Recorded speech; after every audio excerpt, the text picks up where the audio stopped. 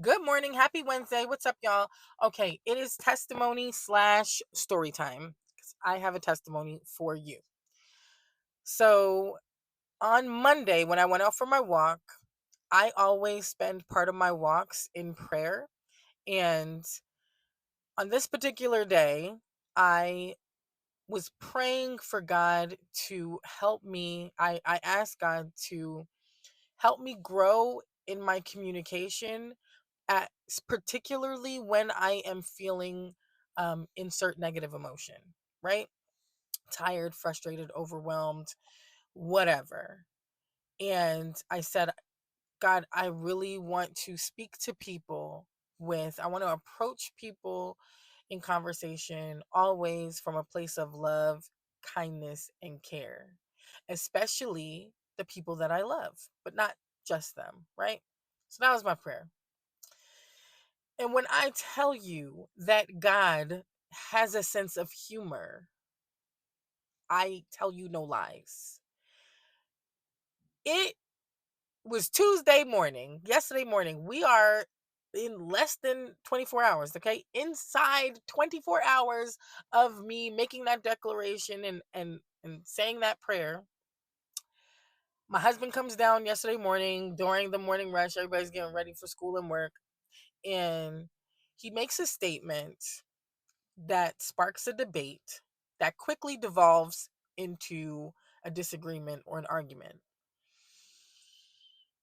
Now, I am a lot more self aware than I used to be, and I'm a lot more controlled than I used to be.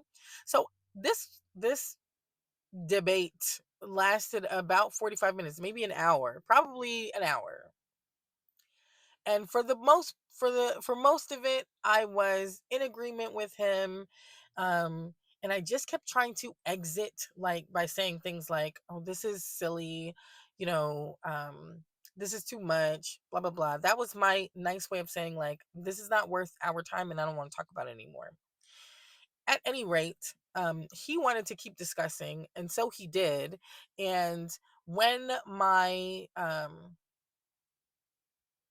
well, before my frustration got the best of me, I decided to make a correlation between two things, between something that is a sore spot with us and what we were discussing. I'm trying to keep y'all out my business, okay, without giving away too many details, even though honestly the topic was sort of benign. Um, I just, what is between us is between us. I'm going to give you the overarching thing here. So I made a statement to him that triggered old feelings about old statements that I have made that hurt his feelings in the past. And this has been a real sore spot for us um, over the years. So when I made the statement, it wasn't a dig. I was just trying to make a correlation. I really had no malicious intent with my statement or with my correlation, but he took it that way. He believed that I was trying to gaslight him. So once he explained to me that he believed that I was trying to gaslight him and that I had hurt his feelings again, and he didn't understand why I keep going down this road, I immediately apologized for hurting his feelings, but I refused to apologize for my statement because I knew that I did not say it with any malicious intent. And I wasn't making the same statement that I had made previously. Only the topic was the same. So, my ego is like, you can't control what comes out of my mouth. I have to be able to speak freely, so on and so forth, right? And I dug in my heels about this, which only hurt him or disappointed him further. By the end of the conversation, now I'm really on one. I am angry, I am frustrated, and I am just really annoyed because I didn't want to be having this conversation anyway. And so I make a mean and snarky remark. And I do admit that it was mean and snarky for no reason. And I dug my heels in it about it. And then we went about our days, and I went for my walk. Now it's Tuesday, right? I'm going for my walk um, about an hour or two after this whole ordeal. On this day, I decided to drive to the other side of our town and go for a walk in a different park. Um, this park happens to back a nature preserve.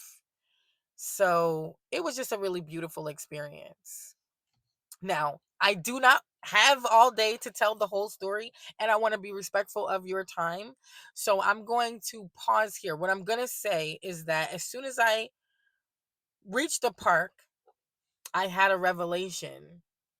I think I could say this part and then we'll pause. So as soon as I reached the park, I remembered that the day before I asked God on Monday, I asked God to help me improve my communication in anger, right? In insert negative emotion. I ask God to help me grow in my communication and that I want to communicate with love, kindness, and care. And I had to laugh slash cry because I realized that that conversation with my husband was a test. God is listening and I was being tested, and God damn it, I failed the test. I failed the test. I failed the test. So, and at the same time, I'm gonna stop right here. At the same time that I had this awakening, this epiphany, whatever you want to call it, this realization, at the same time, the same exact time, I glanced at my clock and and it was 11:11. If you are somebody who follows angel numbers, then then you already know, right? If you're not, I encourage you to go look it up for yourself, but it means, for the purposes of this conversation, 11:11, one of the things that it signifies is divine alignment, that you are with the divine, you're in communication with the divine, and you're aligned. So now I'm starting to cry because I'm like, oh my God, you are really with me. And I know this anyway. I have increased, I have to tell you, my 40th year has been nothing but a series of very consistent synchronicities, and like God is right here with me. My prayer, my affirmation, one of my affirmations daily, as of late, is that God, I um I like when I hear from you and it's so on point that I don't want to go a day without that feeling. And I don't want to get this for the people who are, agnostic or whatever. Um I'm not a religious person. I'm a spiritual person.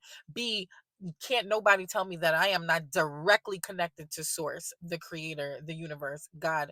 Whatever frame you subscribe to, I am connected. I understand who I am, and that is becoming clearer and clearer and clearer to me every day. And I understand what I am connected to, what I am a part of. So I'm going to land the plane here for real now. Please come back. Stay tuned for part two. I'm going to reveal what the little miracles were that I experienced on my walk and what the revelations were beyond this little epiphany were that actually transformed me, my heart, and my mind in this hour-long walk. Okay.